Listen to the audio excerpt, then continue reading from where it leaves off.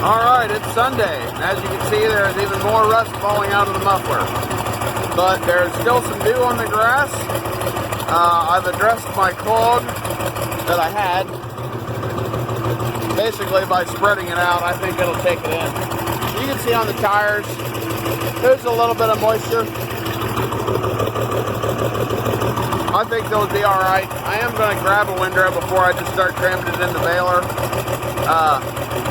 Tractor started okay. I did have to choke it half choke.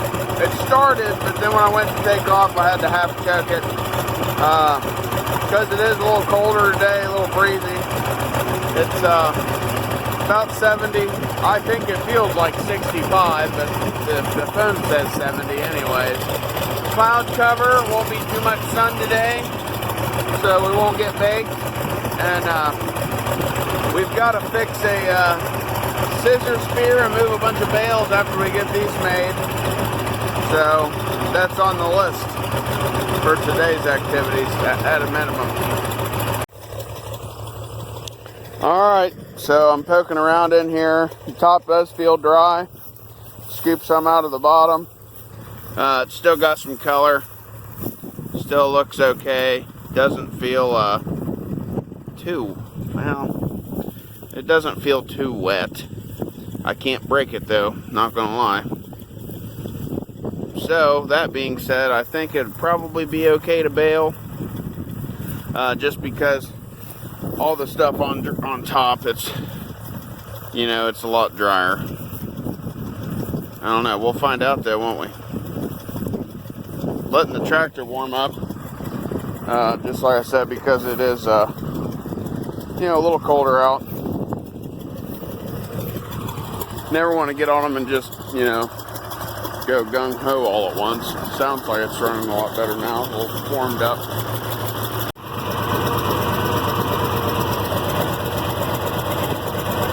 Alright, well, I guess we're going to give it a shot. Personally, I think there's a little bit too much dew, but the dew's not in the middle of the grass. It's kind of on the outside, so hopefully that goes well. I did turn the baler on and it sucked in what was in it fine. So here we go. I'll get her started up here.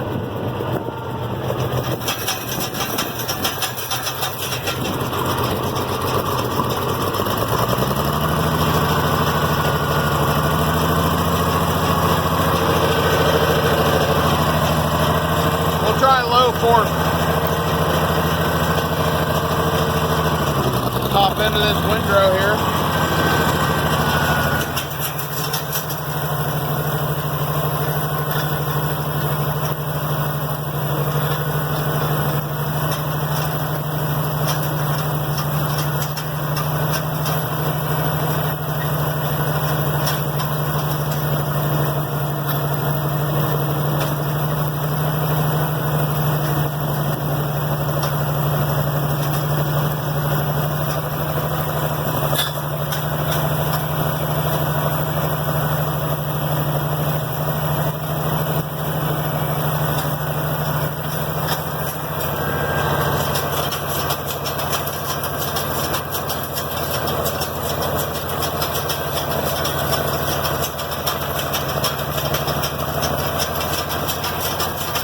That wasn't too bad.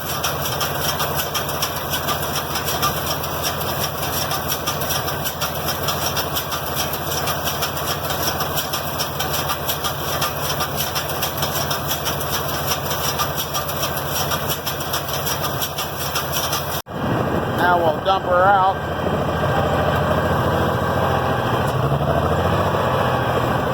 Get the thumbs up from the wife.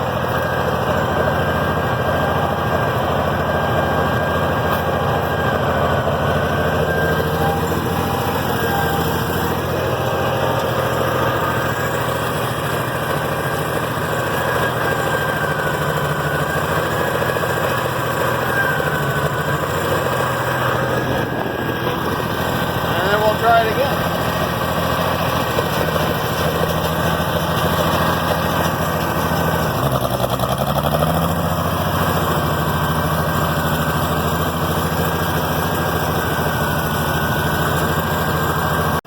Well, we're still having issues.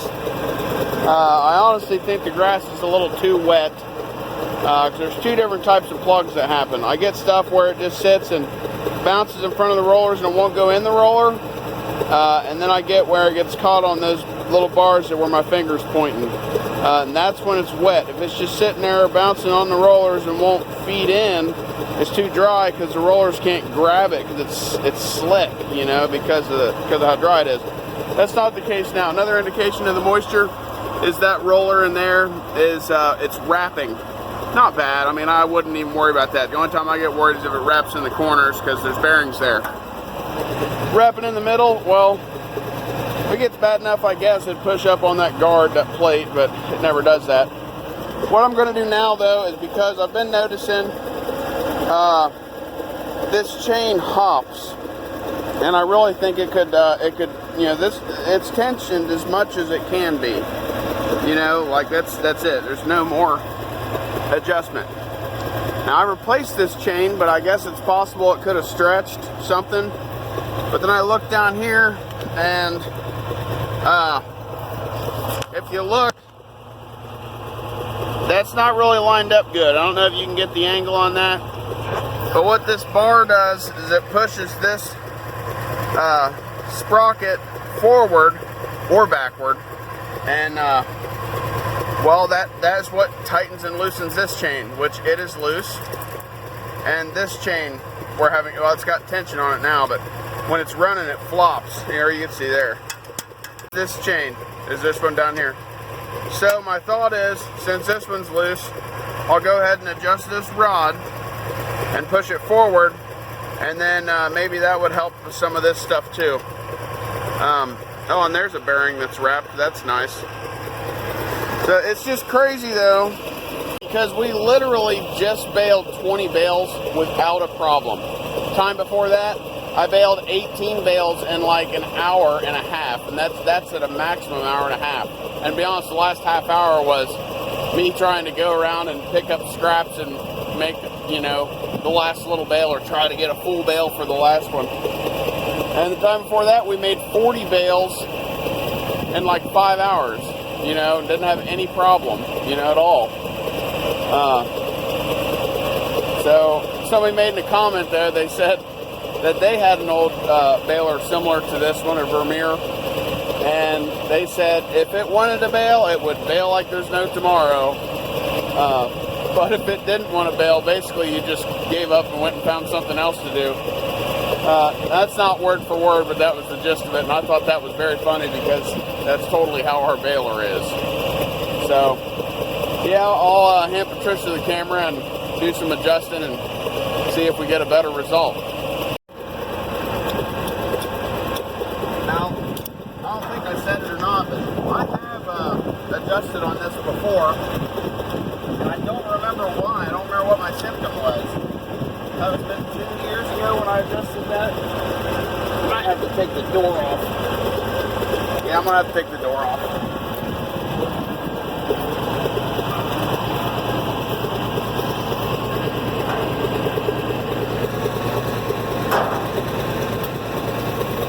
I'll never put it back on, right?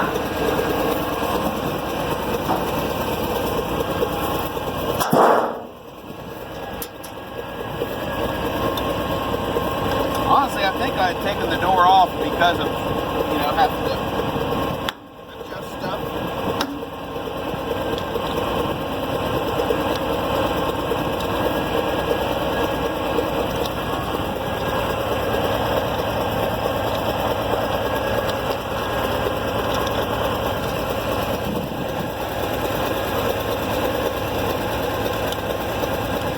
Well, that's actually, it's just sucking that way. For that. But I'm not going to help this one until the baler rolls over again, but yeah, that's probably a little too tight.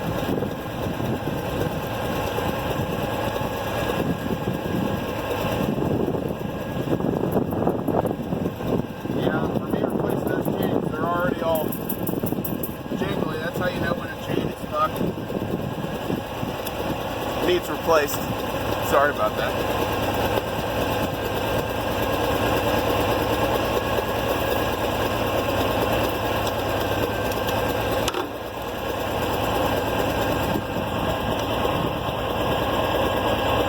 one thing I wish this baler had a toolbox on it. Thought about putting some tools in the twine box and only ever keeping one ball in there. But the problem with that is the sides of the twine box are open, like on the bottom. I mean, I could stick a little piece of wood or something down in it, sure, but haven't done it.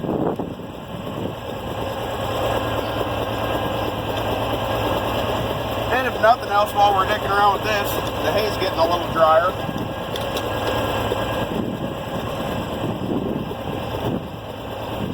Somebody in a comment, and I'll have to look back through, but if you're watching this one, somebody said they had a Massey baler in their shed, machine shed or barn, what have you, that they would be willing to get rid of, and I think they were in Kentucky. Someplace not too far.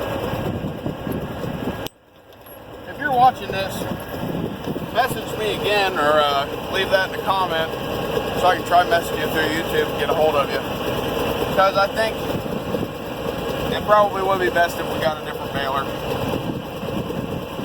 You know, or if we had stuff that wasn't like that to bale.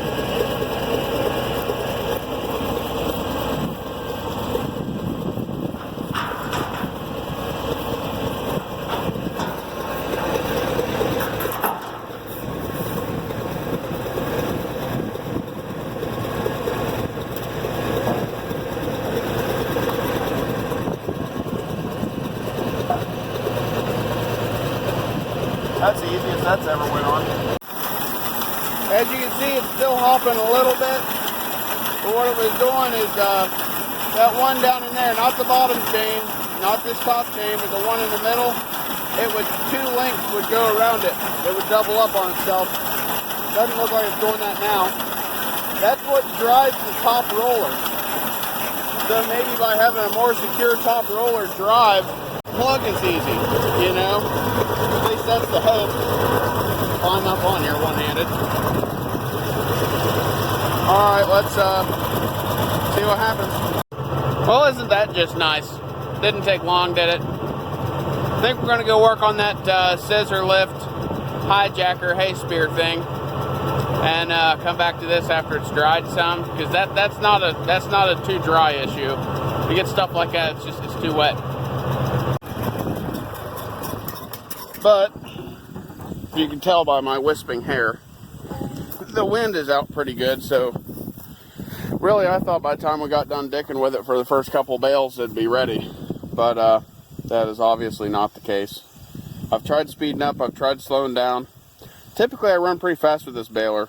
I go H1, high range, first gear or second depending. If I'm on the diesel 706, definitely second, because I can stuff it as full as I can. And it just takes it, you know, there's no deviation in RPM because I've got all the power from the diesel. But I slowed down thinking that maybe that was the issue. Maybe I need to force it more to push it up against the rollers. But right now it's obviously not working right, so here's what it is. Try again. Alright, so this is what we got going on. This is the top half of our spear, or you know, the actual spear part. This is the scissor portion. Now, when I picked out bolts, got grade 8 bolts from Rural King. I don't know why they decided to paint grade 8 bolts blue. But I measured that hole. I measured the hole on the actual scissor lift. And that's fine. But now that we've couldn't get this pin off, we had to cut the nut. Finally got it loose. It's still hot, yeah. And now we've got this problem. So, not sure what to do about that. Thought about trying to reuse some of that stuff, but a nut cut in half probably isn't the best thing. Then I thought, well, maybe I could take these pegs and flip them around and put them in there, but that doesn't fit either. So, we're not sure yet, but let me tell you, we're having the best day ever.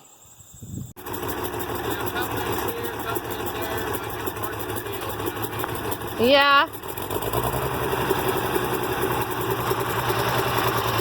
Man, he's bossy.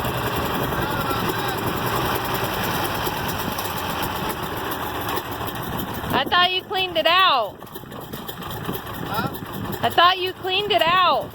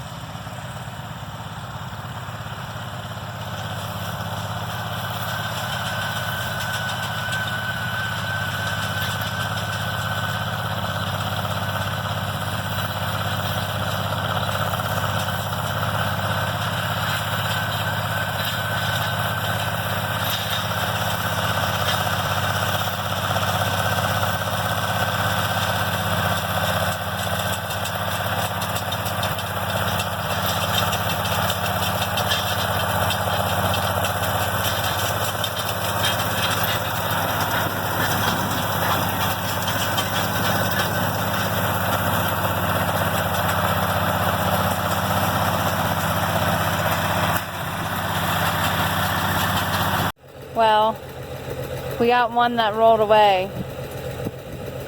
Now it looks like poop. Alright, well, we're done. Can't see all of them, obviously, because of the hills. But we got 20. 19 or 20. And a little tiny bale. I take those home because my wife likes them. Yeah, I'm leaving a lot on the ground. Everybody knows that. I got to do something, whether it's another baler or teeth. I would really like to get gathering wheels for it. But I was just kind of walking around. That one's actually from Friday. So I think we had 3 here Friday. So we only did like 16 or 17 today. This one's from today, foxtail just flaring out of it. Yeah, that's high quality. So yeah, I mean, thanks for watching my trial and errors. Thanks for sticking around and watching me suffer. So I don't know if it's too much of suffering if I like to do it, but yeah, it's just kind of the lay of the land, you know. I am hoping to be able to cut this field up here, the unintentionally square baled field, if we get another dry spell before it gets too cold. Then yeah, I'd really like to do that. But only time will tell. I probably should cut Tuesday. It's only supposed to rain tomorrow, and it's supposed to be nice all week. And then the next weekend. But I try to be a family man. It doesn't always happen. And I try to, make time for my wife and kids. And next weekend is our anniversary. Our 5th anniversary. So we're going to try to at least like go out to dinner or do something together, because we haven't in forever, and we for sure haven't went out to dinner since the corona stuff started. But yeah, I mean, I bailed a couple years ago. I bailed on October 31st, Halloween, and that hay turned out fine. It was square bales, it wasn't round bales.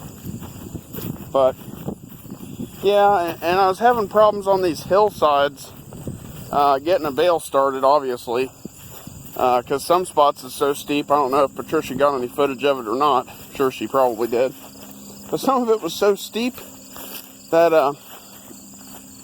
the baler was literally trailing, not sideways, but not straight with the angle of the tractor. And I was having to aim the tractor uphill on top of all of that to, try to get stuff done and try to keep the windrow in the mouth of the baler.